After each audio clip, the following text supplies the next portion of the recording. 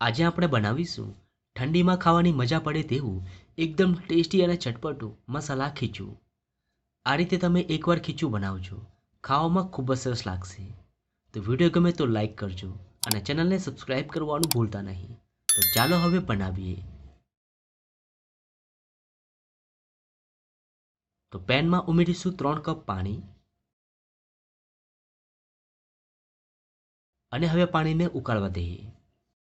તો એકદમ સિમ્પલ મસાલા સાથે બનતું આ ખીચું ખાવામાં એકદમ ટેસ્ટી એવું લાગે છે. તો પાણી ઉકળી ગયું છે. હવે તેમાં 1 ટીસ્પૂન જીરું ઉમેરી દઈએ. સાથે અડધો ટીસ્પૂન અજમો, સ્વાદ પ્રમાણે મીઠું, 1 ટીસ્પૂન સફેદ તલ. ખીચુમાં તલનો સ્વાદ ખૂબ જ સરસ આવે છે.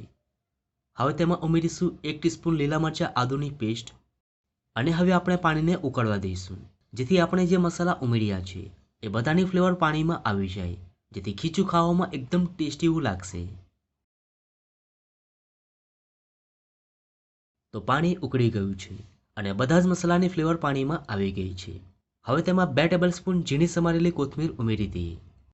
સાથે 1 પિંચ કુકિંગ સોડા ઉમેરી દઈએ, જેથી આપણું ખીચું એકદમ સોફ્ટ બનશે અને લાંબા સમય સુધી સોફ્ટ રહેશે.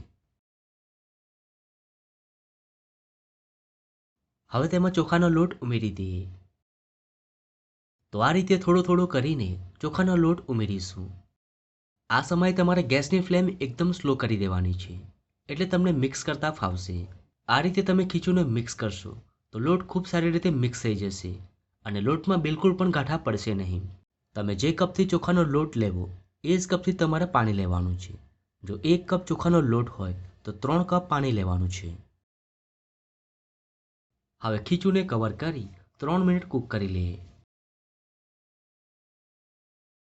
તો 3 મિનિટ થઈ ગઈ છે. હવે ચેક કરી લઈએ.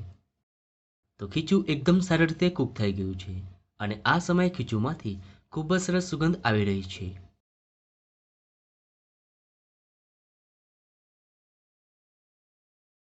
તો ઠંડીમાં ગરમ ગરમ ખાવાની મજા પડી જાય તેવું ખૂબ જ સરસ ખીચું બનીને તૈયાર છે. તો તમને આ ખીચુંની રેસીપી કેવી લાગી? જો રેસીપી ગમી હોય તો વિડીયોને લાઈક અને શેર કરજો.